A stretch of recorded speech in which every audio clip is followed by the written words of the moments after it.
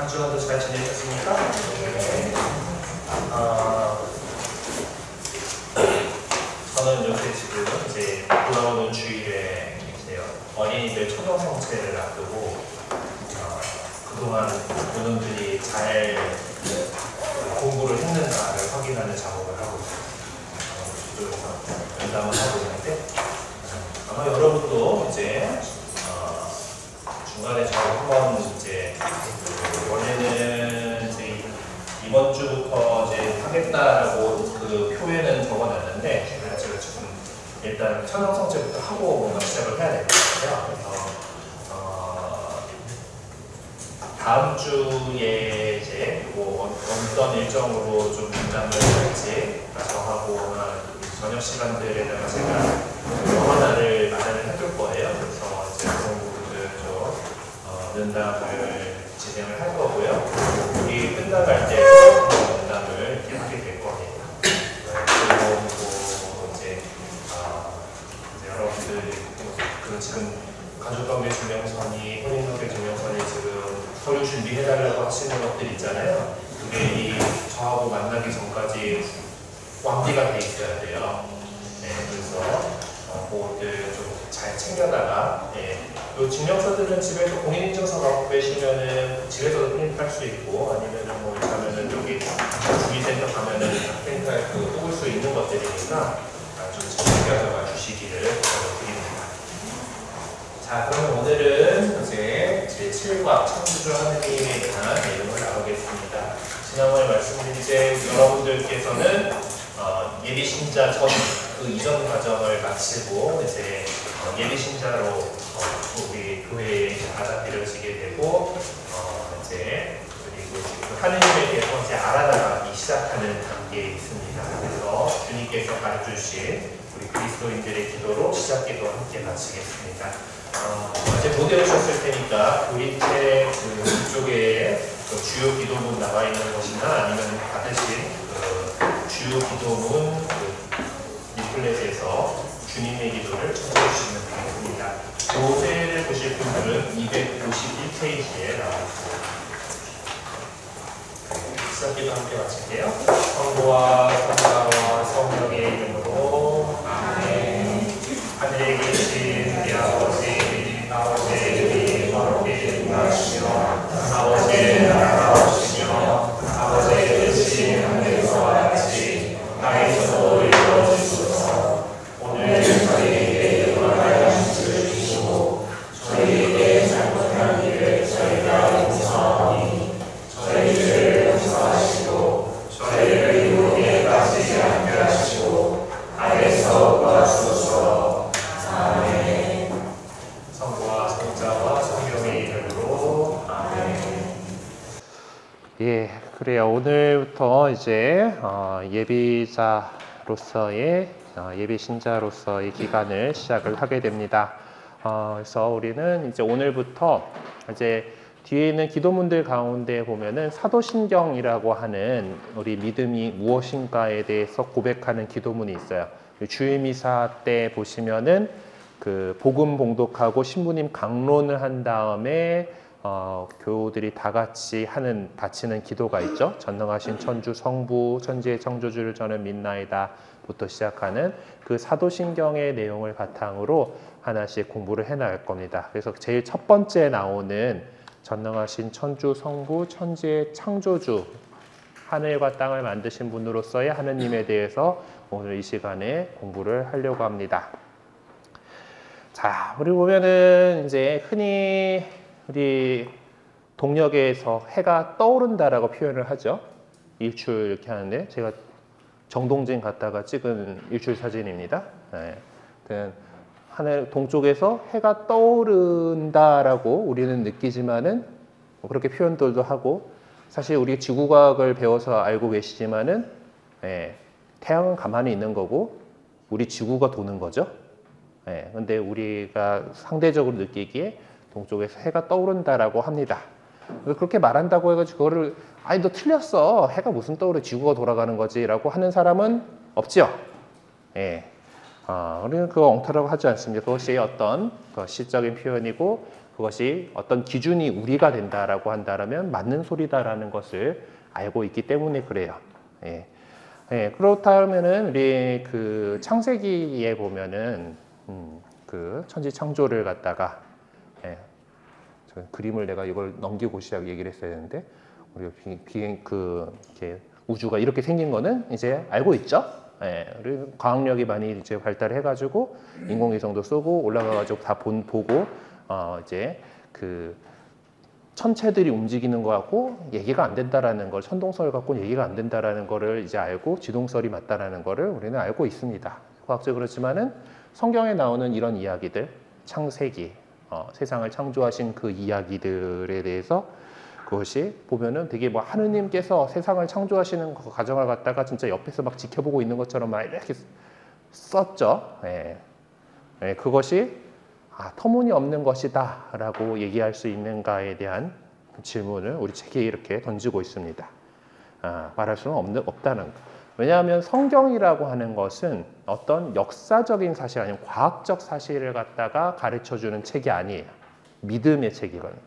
우리가 어떻게 믿고 있는가, 신앙의 진리를 가리키는 책이기 때문에 그렇습니다. 어떤 과학적 엄밀성하고는 거리가 멀어요. 네. 이렇게 그런 책인데 창조에 대한 이야기들을 들어보신 적이 있으신가요?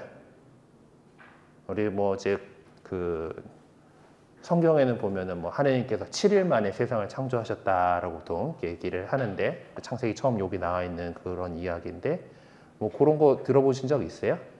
아니면은 뭐 에덴 동산 이야기라던가 지금 그런 것들이 있는데 어쨌든 그 세상을 세상이 어떻게 생겼는가라고 하는 그 질문은 우리가 살고 있는 이곳이 어떻게 생겨난 곳인가라고 하는 그 질문은 사실 뭐 어떤 사람들이든 이제 그 조금 이제 내가 어디에서 왔는가, 어디로 가는가 이런 것들을 생각하고 하다 보면은 이렇게 가게 되는 그런 질문인 것 같아요. 세상이 어떻게 생겨났을까? 그래서 여기 보면은 나눠보니까 천지 창조에 대한 우리의 생각을 한번 이야기해 봅시다라는 나눔 주제가 져 있어요. 그래서 또 함께 여러분들 그 같은 테이블에 앉으신 분들끼리 한번 이 주제를 가지고 이야기를 나눠보시기 바랍니다. 네. 어떻게 생각해? 이거 말도 안 되는 이야기지라고 생각하실 수도 있고요. 네. 그런 거 그냥 설화라고 생각해라고 이렇게 하실 수도 있을 것 같고, 예, 아니면은 성경에 나오는 현재 창조 이야기 말고도 내가 예전에 어디서 이런 이야기를 들어본 적이 있는 것 같아라든가 여러 가지 그런 이야기들을 해볼 수 있을 것 같아요. 한번 시작해 봅시다. 자, 뭐 다 한 번씩 좀 얘기하시긴 했어요? 시간 더 필요하신 데 있나요?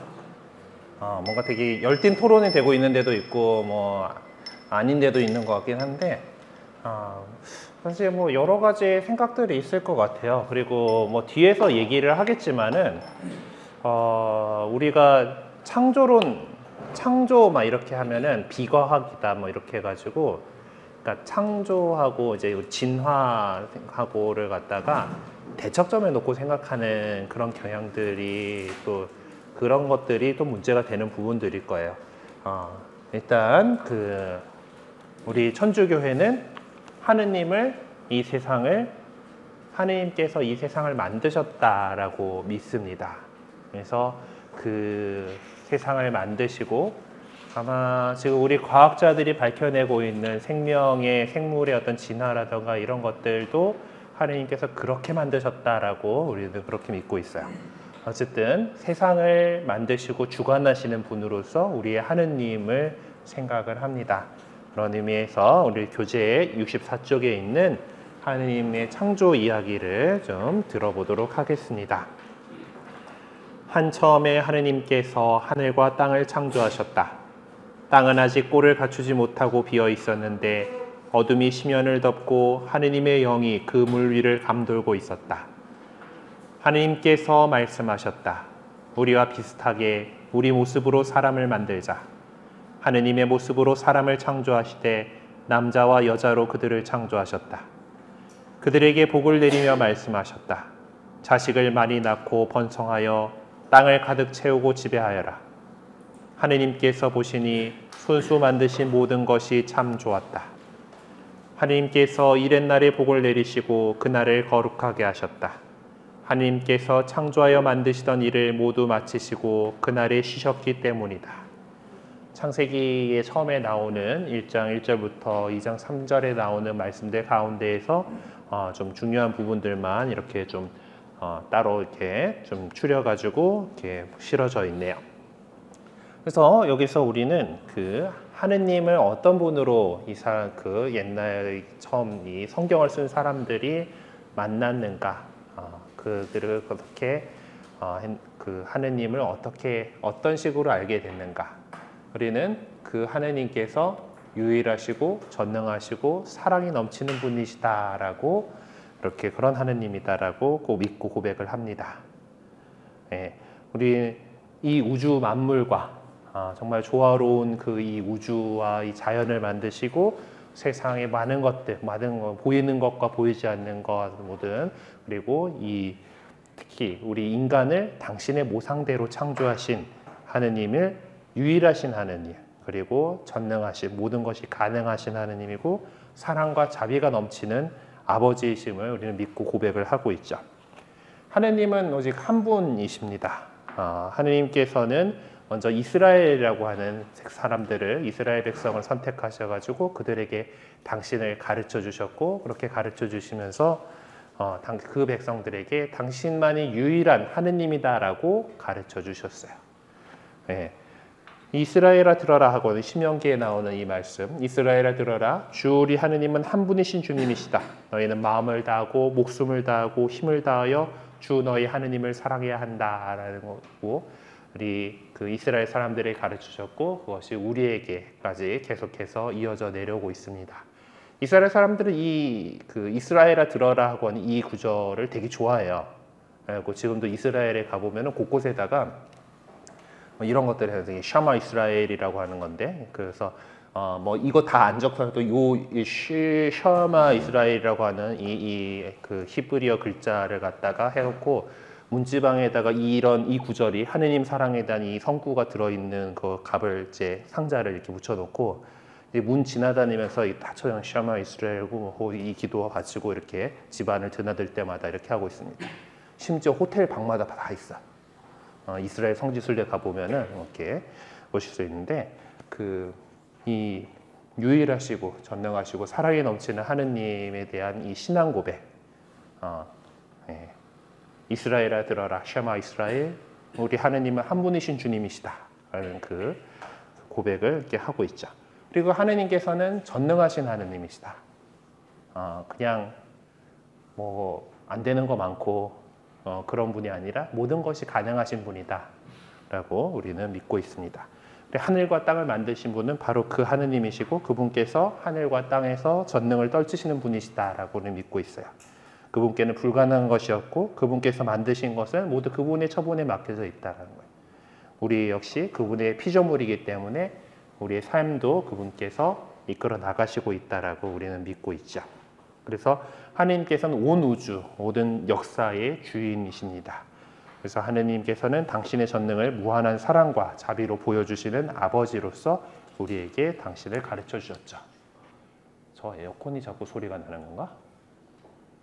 뭐가 들어갔길래 오늘따라 소리가 날까요?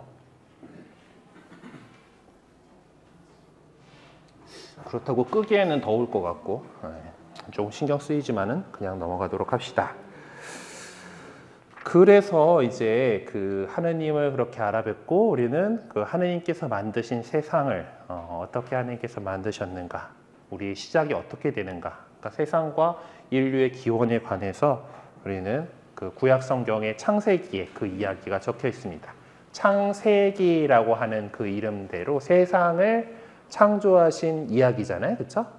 하나님께서 세상을 창조하신 이야기로 이 성경권이 시작을 하기 때문에 그 창세기라고 표현하는데, 그 기원에 대해서 우리는 이렇게 보고 그 구약 성경에서 볼 수가 있어요. 그리고 이 태초 이야기는 사실 그 옛날에 이것이 기록될 그 옛날에 아마 그 예수님께서 태어나신 것을 지금 우리 연도로 삼고 있잖아요. 우리가 서력 기원을 지금 우리 연도 세는 대로 사용하고 있기 때문에 지금 우리가 쓰는 2019년이라고 하는 숫자는 주님께서 오신 뒤 안노 도미니라고 AD라고 쓰는 거가 주님 오신 뒤 뭐 아니면은 뭐 크라이스트 에라를 CE라고 쓰기도 하고 어쨌든 그 연도 세는 것이 예수님께서 오시기 전인데 그걸 지금 이미 그거로부터 2000년이 흘러갔고 그리고 사실 이 성경은 그거보다 구약 성경 같은 경우는 예수님 오시기 더 이전부터 이미 작성이 돼 있어. 옛날 사람들이 세상을 어떻게 바라봤느냐, 그들의 그 세계관 안에서 하느님께서 이 세상을 어떻게 창조하셨는가라는 이야기가 담겨 있는 거죠. 어떤 그들의 역사적이고 종교적인 체험에 바탕을 두고 있습니다. 이스라엘 백성들은 자기가 하느님과의 관계가 이제 자기들과 하느님 관계가 온 인류와 하느님과의 관계를 반영하고 있고 조상 대대로 전해오던 태초 이야기는 단순한 그냥 민족의 기원을 설명하는 설화나 전설이 아니라 세상과 인간의 존재에 대한 근본적인 물음에 해답을 주는 진리임을 이제 믿게 된 것이죠. 성경에는 이제 천지창조에 대한 이야기가 두 가지가 실려 있습니다. 뭐 창조 이야기가 두 가지가 있는데 보면은 왜 실컷 만들어 놓고 왜 또 새로 만드시지 하는 그런 느낌이 들 수 있어요. 성경을 펼쳐가지고 처음 창세기를 읽어보면은 그 7일 동안에 뭐 이제 그 창조 이야기가 있고 또 그리고 나서 그 인간을 그러니까 에덴 동산을 만들고 그 안에서 인간을 이제 만들고 그리고 동물과 뭐 이렇게 해가지고 만드는 그 두 이야기가 과정이 달라요. 첫 번째 이야기는 보면은 그 아무것도 없는 그 혼돈에서 이제 빛이 있어라 하고 이렇게 뭐 이제 뭐 이렇게 갈라놓고 물도 일로 갈라놓고 다 보면 이리저리 그 하느님께서 교통 정리를 하시고 있어. 쫙 이렇게 정리를 이렇게 해서 그 미켈란젤로가 시스티나 성당에 그린 그 왜 천지 창조가 이제 천정화가 이렇게 있거든요. 그거 보면은 지금 하느님께서 막 해가지고 지금 뭐 이렇게 막 갈라놓고 또 여기저기 막 나란해서 자 너 저기 너 저기 막 이러고 있는 그런 그림들이 있습니다. 해가지고 창조의 그 첫 번째 이야기에서는 하느님께서 이제 뭐 지금 궁창을 하고 물과 물을 갈라놓고 또 물이 또 하늘 아래에 있는 물들을 갖다가 또 이제 땅하고 물하고 이렇게 구분짓고 또 거기다가 이제 숲을 채우고 뭐 물속에다가 물고기 채우고 이제 하늘에 새를 날게 하고 뭐 하늘 위에다가 절기를 나타내는 해와 달과 별들을 달아 놓으시고 그리고 인간을 만들어요.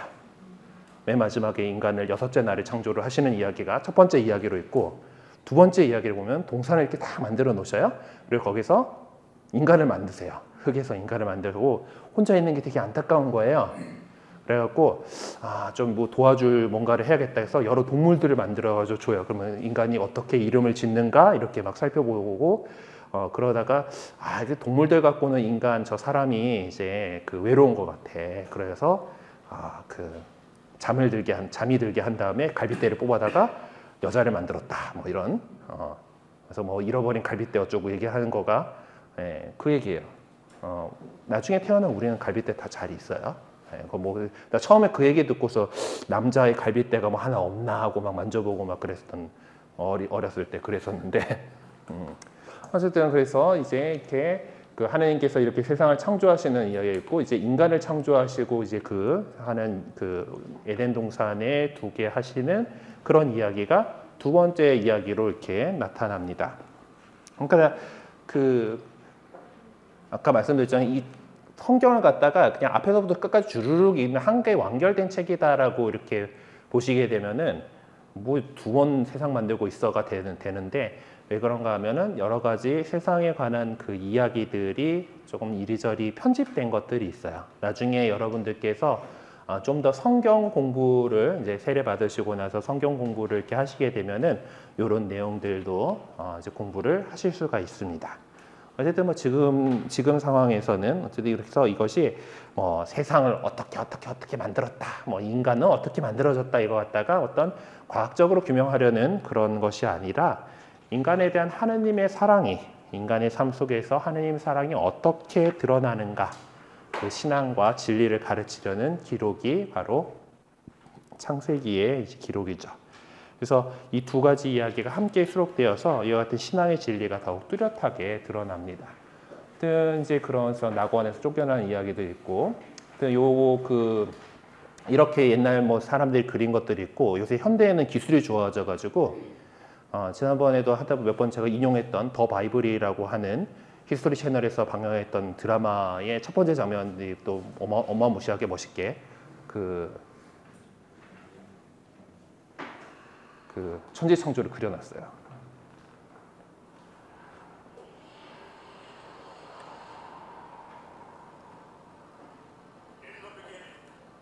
이렇게 소리가 작냐?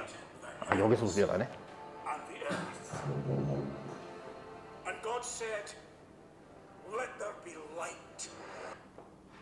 제성이에요. 빛이 있어라 하시니 뭐 이렇게 뭐 이제 소리가 나는 건데, 제가 그래서 너무 큰일 나나? 잠깐만.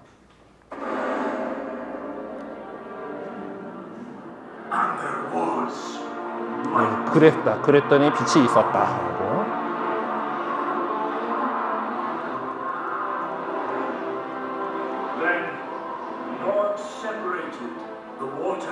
그리고 물을 갈라 놓으셨어.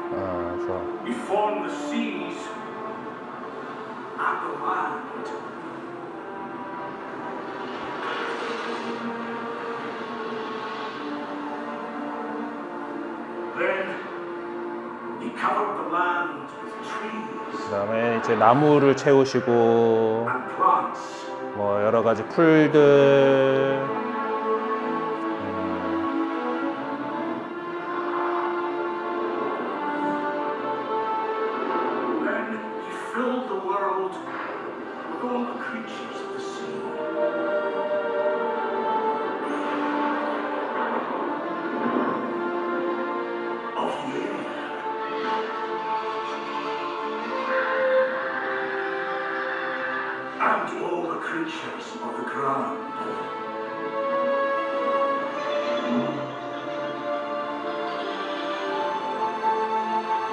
그 두 번째 이야기에는 흙에서 사람을 만들었다는 소리가 나오거든요. 그거 지금 흙 속에서 사람이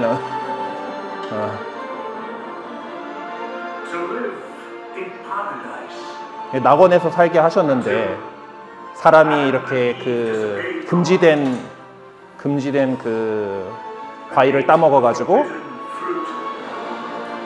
쫓겨났다 뭐 이런 거지.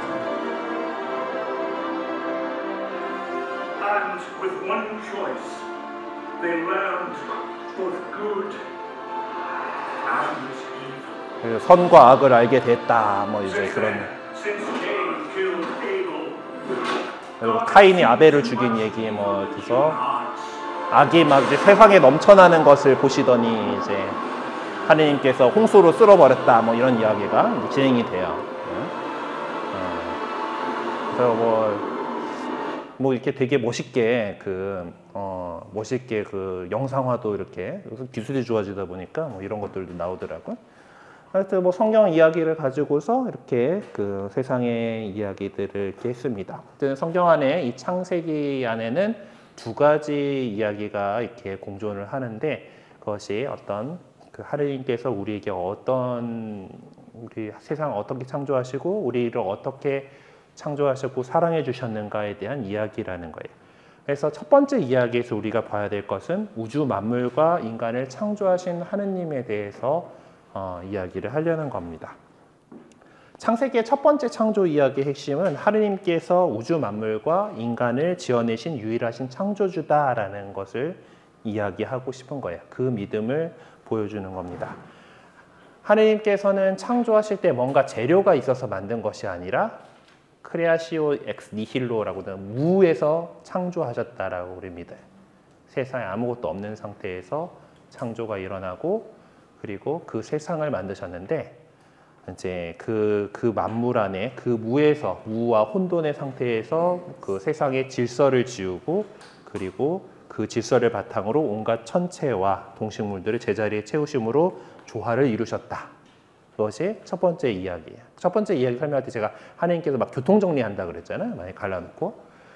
옛날 사람들의 이 성경이 쓰여질 때 당시 그 사람들의 어떤 세계관은 대강 이래요. 세상이 평평하고요. 그리고 이 위로 궁창이 이렇게 있어요. 그래서 그 하늘 위에 물이 있고 하늘 아래에 있는 물이 있는 거죠. 하늘 아래에 있는 물은 우리가 뭐 바다나 호수에서 보는 그 물이 하늘 아래에 있는 물이에요. 하늘 위에 물이 있어. 그래서 비가 내리는 건 뭐냐면 여기 구멍 탁 밸브 열어갖고 비가 오는 거예요. 재밌죠? 하여튼 뭐 이제 그런 상황 안에서 보면은 첫 번째 이야기는 이것이 처음에 이렇게 다 있다가 그래서 하늘 위의 물과 하늘 아래 물을 갈라 놓으시고 뭐 빛이 있어서 밤낮을 가르시고 물 위아래 갈라 놓고 이 하늘 아래에 있는 물들을 이제 땅에 있는 거하고 밑에 이제 바다 위로 이렇게 갈라 놓으시고 그 다음에 하늘 위에다가 절기를 알 수 있도록 이렇게 해와 달과 별들을 이렇게 달아 놓으시고 그러니까 여기가 되게 이 놀라운 거가 옛날에 다신교적 문화에서는 해, 달, 별 이런 거는 다 신이에요. 그렇죠? 로마 신화, 그리스 로마 신화 같은 데 보면은 태양 신이 있고 달 신이 있죠. 아폴론이 태양 신이고 아프로디테인가? 맞나? 달의 여신이 있고 뭐 이런 식으로 그건데 이 유대교에서는 하느님께서 세상을 유일하신 그 하느님께서 창조하시고 해하고 달하고 별들 이런 거는 하느님께서 그저 절기를 표시해 놓기 위해서 하늘에다 달아 놓으신 장식물이다라고 생각을 하는 거가 뭔가 이제 그게 또 뭔가 발전한 그런 모습을 볼 수가 있는 거죠. 그리고 그렇게 갈라 놓으시고 절기를 알게 하시고 하늘의 새들, 이제 물을 다니는 물고기, 뭐 온갖 물 속에 사는 것들, 그리고 뭐 여기 풀과 나무들, 그리고 그 안에 육상에서 살고 있는 그런 동물들, 그리고 그 안 동물들 가운데서 인간을 마지막으로 창조를 하시는 이야기가 첫 번째 이야기예요. 그래서 이 세상의 조화와 질서를 잡아주시고 창조하신 분으로서 하느님에 대한 이야기를 합니다. 그리고 그 안에서 보면은 인간을 창조하시는 이야기가 나오는데 우리와 같은 모습, 이렇게 우리와 비슷하게 우리 모습으로 사람을 만들자라는 창세기 1장 26절에 나오는 얘기가 나와요. 하느님께서 당신의 모습대로 우리 인간을 창조하셨다라는 거예요. 그래서 하느님을 뭔가 이렇게 그릴 수 있게 되는 이유, 하느님께서 우리 인간을 당신의 모상대로 창조하셨다라는 것에서 이렇게 회화적으로 이제 그린 거죠. 근데 사실 당신의 모습을 어떻게 뭐 그리거나 표현하는 것을 좀 나중에 그 계명에 대해서 얘기할 때 뭐 좀 보면은 그런 부분들도 있기는 있어요. 어쨌든 그래서 인간은 하느님의 모습으로 만들어진 존재다. 우리 인간의 어떤 그 하느님의 그 모상이 있다라고 해가지고 이것을 이제 라틴 말로 이마고 데이라고 그래요. 하느님의 이미지를 우리가 갖고 있다. 인간은 하느님 이미지를 갖고 있는 존재고 그렇기 때문에 소중한 존재다라는 것이 다 우리가 인권에 대해서 우리 교회가 얘기하는 것은 다 여기서부터 출발하는 거예요. 하느님의 모상대로 창조됐고 하느님의 창조물이고 하느님의 아들, 딸인 인간이기 때문에 소중한 존재들이다라고 얘기를 하는 겁니다. 어쨌든 하느님께서는 이렇게 그 우주 만물 가운데서 인간만이 어떤 지능과 이성을 가지고 있고 하느님에 대해서 알려고 하고 하느님과 대화를 나눌 수 있는 그런 존재고 세상의 관리자로서 하느님의 창조 사업에 협조할 수 있는 그런 존재로서 우리 인간을 창조하셨다라고 우리는 믿고 있어요. 그리고 하느님께서는 창조하신 그 모든 것을 보시고 참 좋았다라는 말씀이 첫 번째 창조 이야기에서 되게 많이 나와요. 보시니 참 좋았다. 그래서 당신께서 만드신 그 참 좋았던 그 세상을 우리가 계속해서 이어나갈 수 있도록 해야 한다는 거예요. 그것이 우리 인간에게 주신 것. 그래서 당신 사랑에서 나오는 모든 것이 좋은 것이고 선한 것이고 좋은 것이다라고 우리에게 가르쳐 주시는 이야기가 첫 번째 이야기입니다. 자, 그리고 두 번째 이야기는 우리가 하느님 안에서 참 행복을 누린다라는 것이에요. 창조주 하나님에서 우리가 인간의 행복에 대한 얘기입니다. 두 번째 창조 이야기는 좀 설화적인 서술 방법을 사용해서 하나님께서 인간을 흙의 먼지로 사람을 빚으시고, 그래서 아까 더 바이블에서 했던 그 영상 가운데 인간이 흙 속에서 이렇게 솟아 나오는 걸로 표현을 해놓은 거가 하나님께서 흙의 먼지로 이 사람을 빚으시고 당신의 숨결로 뭐 이렇게 그 코로 생명의 숨을 불어넣어서 창조했다라고 설명하고 있습니다.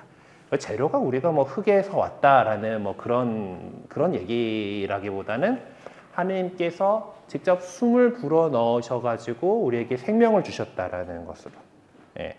인간의 기원이 하느님에게 있고 우리 인간은 본질적으로 흙으로 돌아갈 유한한 존재이며 우리가 땅에 묻히게 되잖아. 죽고 나면 땅에 묻히고서 흙으로 돌아가게 되는데 그것에 대한 이야기죠. 그리고 우리가 하느님의 거룩한 숨결로 생명을 부여받은 고귀한 존재다라는 것을 가르쳐 주려고 그런 얘기를 하는 거예요. 그래서 인간 생명은 전적으로 하느님께서 주신 선물이고 인간 생명의 주권이 하느님께만 있다라는 것을 이야기하려는 겁니다.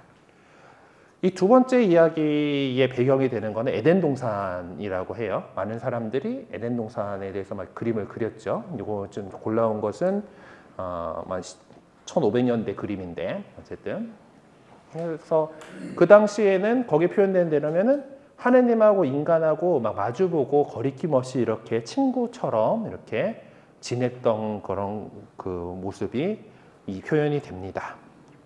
그리고 사람은 이제 이 동산을 일구고 돌보면서 사는데 그런데 지금의 그 우리가 해야 되는 그 노동처럼 힘들고 고통스럽고 한 것이 아니었다라는 거예요. 그때 하느님께서 동산을 가꾸도록 맡기셨던 것은 정말 좋은 것이었고 그리고 남자와 완전히 동등한 존재로서 삶의 동반자가 될 여자를 만드셨고 저 구통에 보면은 그 얘기는 잠들게 해가지고 옆구리에서 뭐 이렇게 뽑아내는 그런 걸 때 그려놨어요. 보면은 여자를 만드시고 서로 짝을 이루게 해주셨어요. 그래서 이 이야기에서 우리 생명과 사랑을 베풀어 주신 하느님과 올바른 관계를 유지하고 다른 사람과 존중하고 살아가며 창조주 하느님의 뜻에 따라서 자연과 조화를 이루어 살 때 우리는 참된 평화와 행복을 누릴 수 있다는 것을 알 수가 있습니다. 이렇게 아주 하느님과 인간이 되게 다정하게 서로 이야기도 직접적으로 나누고 그렇게 살았었다라고 표현되어 있어요. 자, 그런데 우리 인간이 그렇게 잘 살았으면 참 좋았을 텐데 모르겠어요. 또 저래 가지고 더 또 다음 단계로 넘어가게 됐을 수도 있긴 한데 그래요. 다 홀딱 벗고 그냥 이러고 살았으면 어땠을까 또 뭐 그러고 싶기도 해요. 어쨌든 하느님께서 인간한테 이 모든 것을 다 허용한 건 아니죠. 여기 동산 중심에 있는 요 나무들 거는 따먹지 마라. 다른 나무들 열매들 잘 따먹고 그렇게 잘 살면 되는데 여기는 얘네들은 안 돼 하고 하지 마라고 했는데 하느님의 뜻을 우리 인간이 거스르게 되는 거죠. 그렇게 이렇게 참 친하게 잘 살고 있었는데 이 이야기 그림에서 보면 이쪽에 올라가 보면은 뱀이 이렇게 유혹을 하는 얘기 나옵니다. 모든 열매는 다 따먹되 선과 악을 알게 하는 나무에서는 따먹으면 안 된다라고 명령을 하셨어요. 하느님의 이 금지 명령은 인간의 자유를 제약하려는 것이 아니라 인간이 자신의 삶의 한계를 인정하고 하느님의 보살핌 안에서 행복한 삶을 누릴 수 있도록 어떤 그 자유 영역을 보장하신 거예요. 근데 하느님께서 이제 여러분들이 성경에서 이 부분을 읽어보다 보면 아시겠지만은 하느님처럼 된다라고 하는 표현으로 뱀이 사람을 꼬드겨요. 하느님처럼 된다. 그러니까 어떤 욕망인 거죠. 우리의 헛된 욕망이고 하느님의 자리를 차지하려는 교만함이 낳은 것이 인류의 첫 죄악이다라는 거예요. 그래서 그것을 하느님의 명령을 어김으로써 하느님의 창조 질서를 깨뜨리고 무질서와 혼란, 온갖 불행과 고통스러운 죽음을 스스로 불러들이게 됩니다. 그래서 이와 같이 인간들은 하느님과 맺은 올바른 관계를 단절하고 하느님의 뜻을 거스름으로써 하느님께 받았던 복을 저주로 바꿔버린 근원적인 잘못을 겪고 있는데 그것을 가리켜서 우리는 원죄라고 얘기해요. 오리지널 신, 원죄라고. 우리 인간에게 이렇게 이어져 내려오는 그 죄예요. 자, 그런데 하느님을 우리가 이렇게 인간이 이렇게 잘못해서 이렇게 하느님과 늘 이렇게 가까이 살았었던 인간이 하느님을 떠나게 됩니다. 그렇게 했을 때 우리 인간의 처지는 처진데 가치라고 적었지? 적다가 잘못 가치인데 계속 이럴 때 왜 같이 일하는 걸 하면서 이상하다라고 생각하면서 그냥 저걸 쳤는지 모르겠어요. 어쨌든 넘어갑시다. 네, 오타네요. 네, 하느님께서는 인간에게 올바른 인간의 걸을 수 길을 알 수 있는 이성과 판단력, 양심에 따라 선과 악을 구별 행동할 수 있는 의지력, 그리고 당신의 뜻을 따르거나 거부할 수 있는 완전한 자유까지 부여하셨습니다. 사실 얘기 이렇게 해요. 그 선악과 그거 만들어 놓지 말고 그냥 잘 해놓으면 하느님 그랬으면 되는 거잖아. 그러면은 이거 우리가 이렇게 살 것도 아니고 이렇게 그냥 행복하게 낙원에서 잘 살면 되는데 왜 그런 거 만들어 놓으셔가지고 이렇게 얘기하는 사람들이 있는데, 하여튼 하느님께서는 그조차도 할 수 있는 자유를 우리에게 주셨고 그 자유를 정말로 소중하게 여기시는 분입니다. 네, 그렇지만은 우리가 생명을 선택할 수 있도록 하느님께서는 우리에게 정말 생명의 길이 어떤 길인지, 그리고 멸망으로 가는 것이 어떤 것인지를 제시해 줬고 그 결과까지 가르쳐 주신 거죠. 그래서 궁극적인 선택은 인간에게 달려 있고 인간은 자신의 선택에 대해서 책임을 져야 하는 겁니다.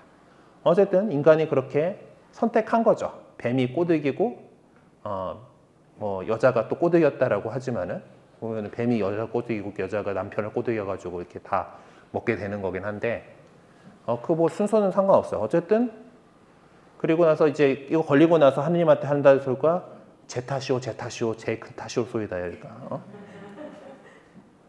뱀이 당신이 나랑 살라고 해주는 여자가 꼬드겨서 뱀이 꼬드겨서 제 탓이오 하고 이렇게 그런 그 얘기를 하는데, 어쨌든 그렇지만 자신이 선택한 그것이기 때문에 책임을 져야 됐던 거고, 그리고 인간은 낙원에서 쫓겨나게 됩니다.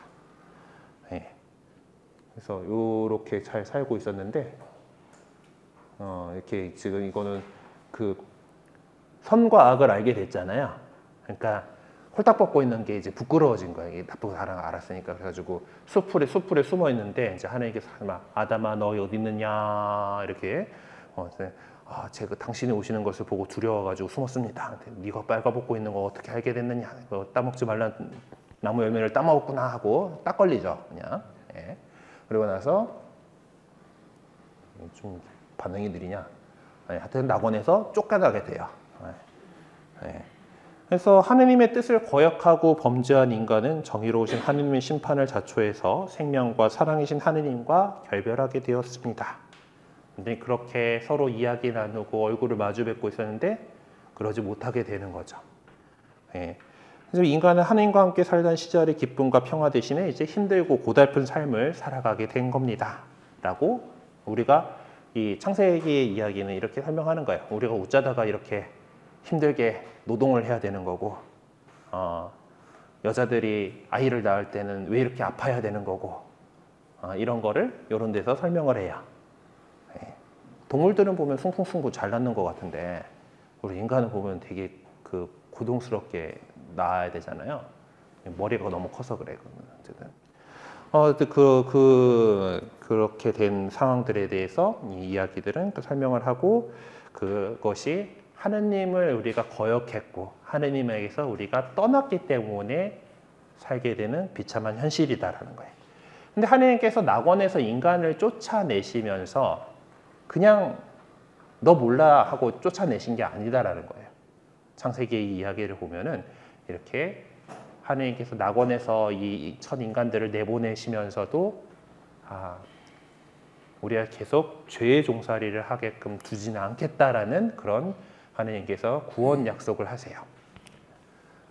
우리 성당의 이제 제대 양옆에 보면은 그 유리화로 구약 성경의 이야기와 신약 성경의 이야기가 이렇게 나와 있습니다. 그 구약 성경 이야기의 첫 번째 장면이 요건데 그 낙원에서 쫓겨나는 이야기를 담고 있어요.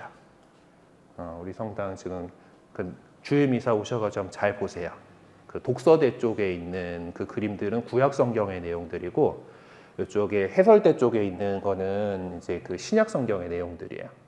구약 성경에 보면은 이제 그 낙원에서 쫓겨나는 그 이야기가 이제 그려져 있는데, 사실 이렇게 그 우리가 범죄를 해서 낙원에서 쫓겨난다라는 것은 그 범죄, 인간의 범죄 이야기는 우리에게 상당히 암담한 좌절감을 안겨줄 수도 있습니다. 하지만은 하나님께서는 뱀과 여자가 원수 사이가 되고 서로 투쟁하게 되겠지만 결국 여자의 후손이 승리하리라라는 기쁜 소식을 우리에게 약속과 희망을 주셨어요. 그래서 우리는 이걸 갖다가 기쁜 소식이 복음이잖아요. 가장 첫 번째 복음에 대해서 원복음이라고 얘기해요.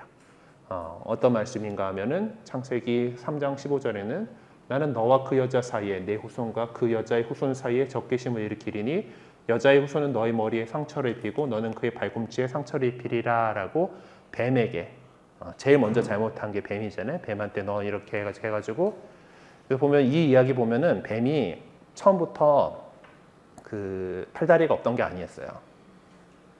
너는 이제 배로 기어다니면서 땅에 먼지를 먹을 것이다 라고 이렇게 하게 돼서 뱀이 오늘날의 모습이 되었다라는 그런 이야기도 이 안에 있습니다. 어쨌든 그래가지고 그 뱀으로 대표되는 악의 무리, 사실은 지금 파충류 뱀이 잘못됐다는 소리는 아니고요. 워낙 좀 흉하게 생겼다 보니까 이제 사람들이 악하면 뱀 이렇게 해가지고 이렇게 좀 했던 것 같은데, 어쨌든 그래서 그 악에 대해서 우리 인간이 승리하고야 될 것이다라는 그런 이야기를 해요.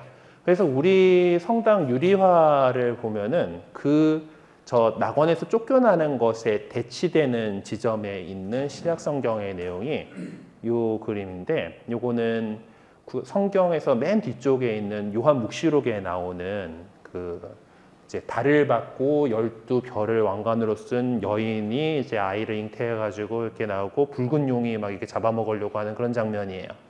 근데 거기서 막 하늘의 천사들의 군대와 이 용에 무리하고 막 이렇게 싸우고 막 그 와중에 여인은 어디로 도망가고 뭐 이 아이는 이제 하늘로 불려 올라가고 막 이런 장면들이 나오고 결국 용이 져요. 붉은 용. 그리고 그 용은 그 뱀의 후손이다라는 그런 얘기가 있어요. 그러니까 결국 이 마지막 싸움에서 이렇게 악이 패배할 것이다라는 내용을 신약 성경 뒤에 있는 요한묵시록 안에 이렇게 담겨 있습니다. 요한묵시록은 나중에 한번 또 이야기를 하도록 할게요. 어쨌든 그렇게 해서 우리 인간이 또 악에 대해서 승리하리라는 그 희망을 우리에게 주셨고, 그것을 우리는 예수 그리스도를 통해서 하느님께서 성취하셨다라고 하는 거예요. 이 붉은 용과 여인의 이야기에 나오는 것도 여인은 성모 마리아로 이 뱃속의 아기는 예수 그리스도로 보통 이해를 합니다. 어쨌든 그래서 바오로 사도께서 얘기하기를 한 사람의 불순종으로 많은 이가 죄인이 되었듯이 한 사람의 순종으로 많은 이가 의로운 사람이 될 것입니다. 죄가 많아진 그곳에 은총이 충만히 내렸습니다 라고 말씀하신 바가 있죠. 그래서 그 죄에서 우리 인간을 구하시기 위해서 하느님께서 계획을 가지고 사람들에게 당신을 알려주시고 그렇게 이끌어 오신 그 세상의 어떤 인간 구원의 역사가 이 성경 안에 이렇게 기록되어 있는 것이에요. 지금도 우리를 구원으로 이끌기 위해서 하느님께서는 계속해서 역사하고 계시다라고 우리는 믿습니다. 그래서 이 세상과 인간을 구원하시기 위한 하느님께서 어떻게 하셨는가? 그래서 하느님께서는 친히 약속하신 대로 아까 그 원복음에서 첫 인간들을 낙원에서 쫓아내시면서 약속하신 대로 인간을 구원하시기 위해서 우리 역사 안으로 당신께서 직접 들어오셔요. 그래서 우리 계시 종교라고 했잖아요. 당신께서 당신 자신을 드러내 보여주신, 사람들에게 가르쳐 주신 거예요. 처음으로 이렇게 하나님께서 당신을 가르쳐 주신 사람은 바로 아브라함이라고 하는 사람이었습니다. 이건 지거 캐더 신부님이 그린 그림에서 가져왔는데, 아브라함이라고 하는 사람을 선택해서 약속된 땅으로 이제 데리고 오시고, 그리고 그의 후손들이 엄청나게 불어나리라라고 이렇게 약속을 하셨어요. 그리고 그 아브라함과 그의 후손들을 당신 백성으로 이렇게 삼으셨죠. 그리고 이 아브라함의 후손들이 어쩌지 살다가 보니까 하느님께서 이끌어 주셨던 그 동네에 살다가 기근이 들어가지고 이집트 땅으로 갔어요. 이집트 땅에서 또 노예살이를 하고 있던 그 이스라엘 백성을 하느님께서 모세라고 하는 인물을 통해서 이끌어내시고, 요 그림은 이제 하느님께서 당신 이름을 계시하시는 그 떨기나무 장면을 이제 표현을 해놓은 거예요. 그리고 그 모세가 이끌고 나온 이스라엘 사람들이 약속된 땅에 정착해가지고 나라를 이루고 살아가면서 그 모세를 통해서 그들에게 율법을 주셨죠. 계명을 주시고 그 계명을 따라서 하느님의 백성으로서 계명을 따라 잘 살면은 너희에게 젖과 꿀이 흐르는 땅을 주겠다. 옛날 약속 그 계약의 수요 골자입니다. 그러니까 너네가 하느님인 나를 믿고서 나만을 믿고 따라가고 그리고 내가 준 계명을 지키고 하느님의 백성으로서 잘 살아가면은 나는 너에게 젖과 꿀이 흐르는 땅을 주겠다. 그게 이제 하느님과 그 이스라엘 백성 사이의 계약이에요. 근데 그 이스라엘 백성이 온전하게 하느님만 믿고 잘 살았느냐? 아니죠. 우리도 살다 보면 계속해서 잘못 저지르고 이제 뭐가 옳고 그른 거 우리 분명히 알고 있지만은 또 하다 보면은 또 잘못들도 하고 그렇게 되죠. 이스라엘 사람들도 마찬가지였어요.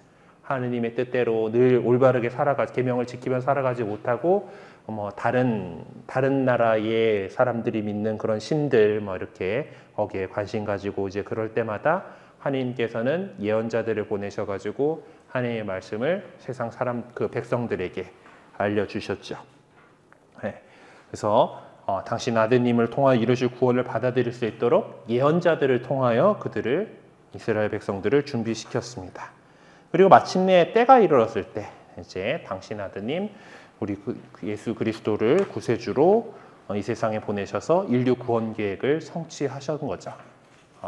말씀이 사람이 되시어라는 그 표현을 갖다가 구유에다 이렇게 넣어가지고 이제 이렇게 만든 건데, 그래서 하느님께서 말씀이신 그분께서 육을 취하셔서 인간의 육을 취하셔서 이 세상에 오셔서 참 하느님이고 참 인간으로서 이 세상에 오셔가지고 우리를 구원해 주신.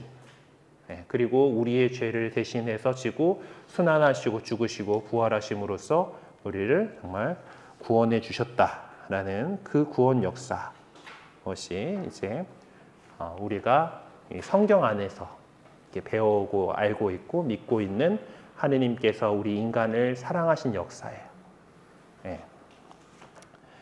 그래서 이제 저희 성당 대성당에 가보면은 이제 인간이 우리가 죄를 많이 짓잖아요. 창세기의 이야기만 아까 죄가 만연해지니까 하느님이 물로 씻으셨다라는 홍수로 했다는 얘기가 나오죠. 노아의 방주 이야기 들어보셨을 텐데 거기에 표현이 있어요. 두 번째 칸은 이 노아의 방주 이야기예요.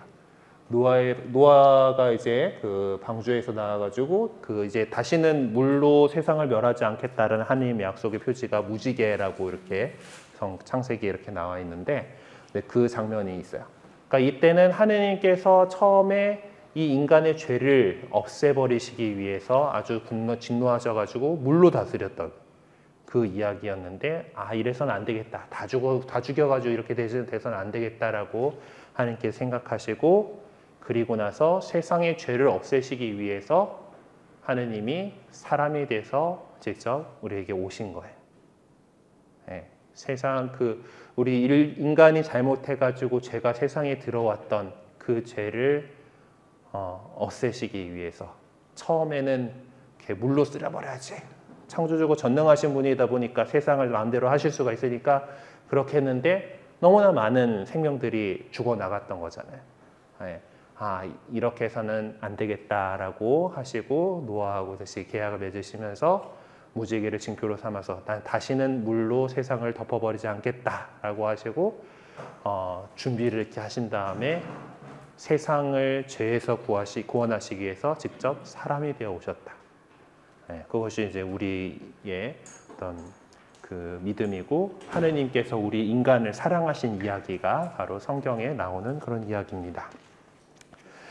정리해 봅시다. 세상과 인간을 창조하신 하느님께서는 유일하시고 전능하시며 사랑과 자비가 넘치는 아버지이십니다. 저는 그렇게 믿습니다. 하느님의 사랑으로 창조된 만물은 모두 선한 것이고 하느님께서 나쁜 걸 일부러 만드시지 않았어요. 우리를 짜증나게 하는 모기도 나름대로는 먹고 살려고 번식을 하겠다고 그러고 있는 거지요. 그 가운데에서 인간은 하느님의 모습을 담고 하느님의 숨결을 받은 가장 고귀한 존재다. 하느님께서 당신의 숨을 불어넣으셔서 당신의 모습대로 만들어주신 존재, 고귀한 존재다라는 거예요. 하지만 우리 인간이 헛된 욕심과 교만으로 하느님의 사랑을 거부하고 하느님의 곁을 떠남으로써 우리가 비참한 처지로 전락했는데 그 그렇게 종살이에 떨어진 우리 인간을 구하시기 위해서 하느님께서 우리를 구원하시겠다고 약속하셨고 그것을 이루셨다라는 것이 우리 그리스도교의 믿음의 핵심입니다. 그래서 이제 우리가 하느님을 선택한 것이 아니라 하느님께서 우리를 부르신 것이다. 하느님께서 먼저 당신을 드러내 보여주셔야지 그것을 믿을 수 있는 것이기 때문에 그리고 이 하느님의 부름에 응답하는 것은 오직 사랑뿐입니다. 우리가 하느님을 사랑하고 그리고 더불어 살아가는 이웃을 사랑하면서 우리 삶의 터전을 이루어 주신 그 자연을 또 하느님께서 만들어 주신 창조 질서를 사랑할 수 있도록 우리가 이렇게 살아가야겠어요. 그리고 이제 그 창조에 대한 이야기를 한참 했잖아요, 그렇죠? 제가 창조에 대한 이야기를 한참 했는데 우리가 그 생물 교과서에서 우리가 늘 배우죠. 그 모든 생물은 진화해 왔다라고 여기 있습니다. 그래서 지금 사실 과학적인 사실은 진화론이 맞아요. 근데 문제는 진화론만으로 모든 것을 설명할 수가 없어요.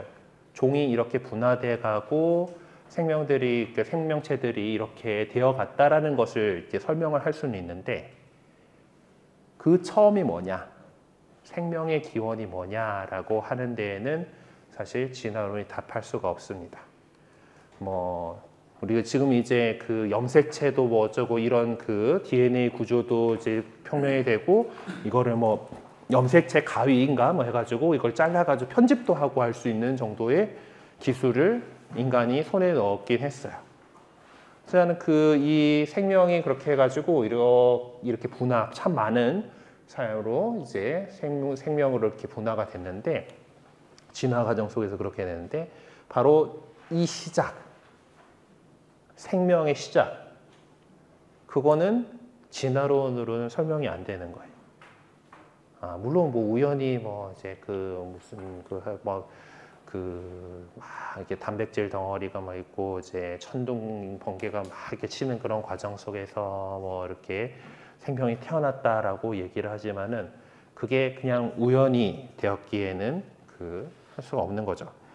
그러니까 어쨌든 그래서 이 모든 생명체들이 이 진화의 과정 안에서 그리고 그 돌연변이가 발생해서 그 가운데에서 살아남은 것들이 계속 이어져 가지고 그 유전자가 이어져서 각각의 종으로 분화를 했다라는 것이 진화론의 얘기하는 그런 내용이잖아요. 근데 이 과정들이 이렇게 이루어지게 이끌어 주신 분, 그냥 단순히 우연에 의한 돌연변이와 어떤 적자생존에 의한 자연 선택이라고 하는 그런 것만으로 설명하기에는 부족한 부분들이 있는 거죠. 그리고 모든 진화론자가 이 진화의 과정 안에 개입하시는 섭리하시는 하느님의 존재에 대해서 부정하는 건 아니에요. 모든 창조론자가 이 진화에 대해서 부정하는 건 아닙니다. 그러니까 사람들이 보면은 창조론과 진화론은 뭔가 모순되는 거다라고 생각을 하는데, 그래서 천연성취하는 교리에서 이제 하느님께 세상을 창조하셨어 하면은 하고 나오는 애들 꼭 있어요. 과학 시간에 이거 배웠다고. 근데 이 과정 안에서 하느님께서 이끌어 나가신 것들, 하느님께서 그렇게 세상을 창조하셨다라고 우리 천주교회는 그렇게 믿고 있습니다. 어쨌든 양극단에 있는 사람들이 위험한 거예요. 이 진화의 과정 안에서 철저히 신을 배제하려고 하는 사람들이 있죠. 무신론적 진화론자들이 있어요. 오로지 모든 것은 자연 선택에 의한 것이고 어떤 돌연변이에 의한 것이다 그러니까 인간 그 하느님의 창조 이런 것들을 완전히 배제시키고 싶어하는 사람들이 있습니다. 무신론적 진화론이라고 이렇게 할 수가 있죠. 또 어떤 반대쪽에 있는 사람들은 그 창세기 성경 말씀은 진리이기 때문에 그대로 만드셨다는 거야. 그래서 인간 그 세계의 역사가 5,700 몇십 년인가? 그 성경에 나오는 그거대로 그냥 계산하면 그냥 무작정 계산하면 그 정도밖에 안 나와요. 우리는 과학적인 그거로 뭐 동위원소 뭐 이런 것들을 가지고 뭐 반감기나 뭐 이런 것들을 이용해 가지고 우리 우주가 60억 년이 넘었다라는 것을 알고 있는데 이제 성경의 말씀이 진리고 그거대로 이렇게 해가지고 그냥 근본주의적 창조론자들이 또 있어요. 네, 이제 그것들도 우리 가톨릭 교회는 야 그것도 잘못된 생각이야. 그리고 이 진화의 모든 과정 안에 하느님의 손길을 배제하려고 하는 무신론적인 진화론자들도 잘못된 것이다라고 가르치고 있어요. 그러니까 이 모든 과정을 하느님께서 섭리하시고 이렇게 생명이 이렇게 분화되어 갈 수 있도록 하느님께서 세상을 그렇게 창조하셨다라고 우리는 믿고 있습니다. 네, 그래요. 오늘은 다행스럽게도 1시간 만에 거진 잘 끝낼 수가 있었던 것 같아요. 혹시 뭐 오늘 들은 거라든가 다른 것들 가운데서 혹시 궁금하신 거나 질문하실 것들 있으실까요? 오늘은 조금 질문을 받아도 될 수 있는 시간인 것 같아요. 질문이 없다라는 거는 강의가 완벽했거나 하나도 못 알아들었거나 둘 중에 하나인데 전자이기를 바라야 되나 어떻게? 네. 세상을 하느님께서 이렇게 창조하셨고 우리 모든 삶을 이끌어가는 분이다라는 것이 우리의 믿음입니다. 모르겠어요. 그 정말 맞는지는 우리가 이 세상 살이 다 하고 가서 하나님 나라 가서 하나님 나라가 있으면은 다행이고 뭐 무신론자들이 말하는 것처럼 없으면은 뭐 없는 대로 끝이지 뭐. 그 얘기가 있어요. 그 하느님 믿고 잘 사는 게 이득이다라고 하는 뭔가 만약에 그 우리가 믿고 있는 대로 우리가 죽은 다음에 그게 끝이 아니고 하느님 나라가 있어가지고 착한 사람 하느님 나라 가서 복을 누리고 잘못한 사람 지옥 가가지고 벌 받는다라고 한다라면은 여기서 이 세상에서 살아가면서 하느님 뜻대로 잘 살아가지고 하느님 나라 가는 게 이득이겠죠. 여기서 에이 뭐 하느님 그런 거 없어 하고 대강 살다가 지옥 가면은 완전 손해죠. 근데 그렇게 살다가 무신론자들이 얘기하는 것처럼 우리가 죽고 나니까 아무것도 없어요. 그럼 이 세상에서 우리가 착하게 잘 살았으니까 그걸로 좋은 거잖아요. 그리고 나서 뭐 아무것도 없으니까 그럼 본전이잖아, 그치? 그러면은 뭐 이제 그렇게 해가지고 하느님 그런 거 없어 하고 대강 막 살다가 뭐 이렇게 저주 살다가 정말 없으면은 그냥 본전이지 그거는. 뭐 더 이득이 되는 것도 없고 나쁘게 되는 거 없는데 이 세상 살면서 세상 사람들 어지럽게 했으니까 나쁜 짓을 한 거죠. 그래서 내세가 있고 우리가 하느님 뜻에 따라 잘 살았을 때 복을 받을 수 있다라고 믿고 그렇게 살아가는 쪽이 더 이득이 아닌가. 단순히 그냥 그렇게 이해득실만 따져도 그런 게 있지 않을까 싶어요. 갑자기 이 얘기로 넘어갔지? 어쨌든 우리가 또 하느님께서 우리 이 세상을 만드시고 우리를 사랑하셔서 이끌어주고 계시는 분이다라는 거, 창조주 하느님에 대한 이야기에서 오늘 배워야 할 내용이라고 생각합니다. 자, 그래서 오늘부터 해서 우리가 사도신경이라고 하는 우리 믿음의 기도를 그 이야기를 나가는 것이기 때문에 마침 기도로는 그 사도신경을 같이 한번 기도로 바치도록 하겠습니다. 교재에서는 252쪽에 나와 있습니다. 그리고 오늘 이제 새로 오신 분들은 아마 뭐 이렇게 안내들을 받으시긴 했겠지만은 제가 지금 뭐 교리하는 내용들, 앞에서 교리했던 내용들은 유튜브에 업로드를 하고 있습니다. 컨텐츠를 만들고 있는 중이고요. 제가 뭐 여러분이 찾아보실 때 제 이름인 김광두를 찾으시거나 여기 압구정 성당을 찾으시면은 유튜브에서 발견하실 수가 있을 거예요. 그래서 그 지금 이제 오늘 처음 오시고 그리고 좀 지난 시간에도 처음 오신 분들은 앞서서 했던 이야기들을 그 유튜브를 통해서 한번 들어보시기를 부탁을 드립니다. 그쪽에 뭐 어떤 얘기를 했었는가 교리책 이제 받으셨으니까 교리책 가지고 같이 보실 수가 있어요. 네, 그럼 오늘 마친 기도로 우리 사도신경 함께 우리 믿음의 기도 바치도록 하겠습니다. 성부와 성자와 성령의 이름으로 아멘. 전능하신 천주 성부 천지의 창조주를 저는 믿나이다. 그 외아들 우리 주 예수 그리스도니 성령으로 인하여 동정 마리아께 잉태되어 나시고 본시오 빌라도 통치 아래서 고난을 받으시고 십자가에 못 박혀 돌아가시고 묻히셨으며 저승에 가시어 사한날에 죽은 이들 가운데서 부활하시고 하늘에 올라 전능하신 천주 성부 오른편에 앉으시며 그리로부터 산 이와 죽은 이를 심판하러 오시리라 믿나이다. 성령을 믿으며 거룩하고 변된 교회와 모든 성인의 통공을 믿으며 죄의 용서와 육신의 부활을 믿으며 영원한 삶을 믿나이다. 아멘. 성부와 성자와 성령의 이름으로 아멘. 뭐 기도문의 내용을 보시면 아시겠지만은 오늘 천지의 창조주를 저는 믿나이다까지 진도가 나갔으니까 이제 우리 다음번에 그 외아들 우리 주 예수 그리스도님을 알아보게 되겠죠. 네, 다음 주에 또 건강한 모습으로 뵙도록 하겠습니다. 수고 많으셨습니다.